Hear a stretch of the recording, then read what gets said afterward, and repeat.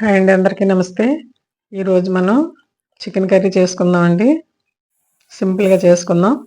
ఇప్పుడు పాన్ పెట్టి ఉల్లిపాయ ముక్కలు వేసి ఆయిల్ ఫ్రై చేసి దానిలో మనం మ్యాగ్నేట్ చేసి పెట్టుకున్న చికెన్ ముక్కలు వేసుకోవాలి. ఉప్పు, కొద్దిగా కారం కలిపి ఒక గంట ముందే పెట్టానండి. దాన్ని ఆ ఉల్లిపాయ ముక్కల్లో వేసి వేగనివ్వాలి.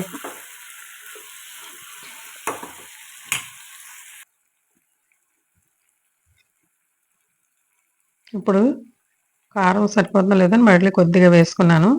ఎక్కువ వేసుకోకూడదు, ఆల్రెడీ మనం మ్యాగ్నేట్ చేసినప్పుడు కొద్ది కారం వేసాం కాబట్టి కొద్దిగా వేసుకోవాలి. సాల్ట్ కూడా వేసాను. ఇప్పుడు కొద్దిగా అల్లం వెల్లుల్లి పేస్ట్ వేసుకుందాం.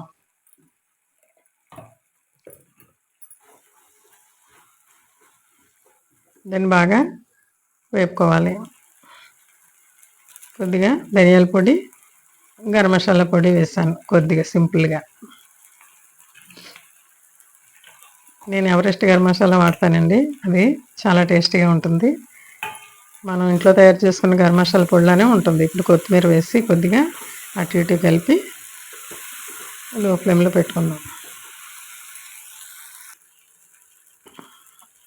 చూడండి, వేగిపోయింది. కొద్దిగా వాటర్ వేసుకుంటే సరిపోతుంది, ఎందుకంటే ఆల్రెడీ మనం నూనెలో వేపేసాం కాబట్టి నూనెలో చికెన్ తొందరగా వేగుతుంది అన్నమాట.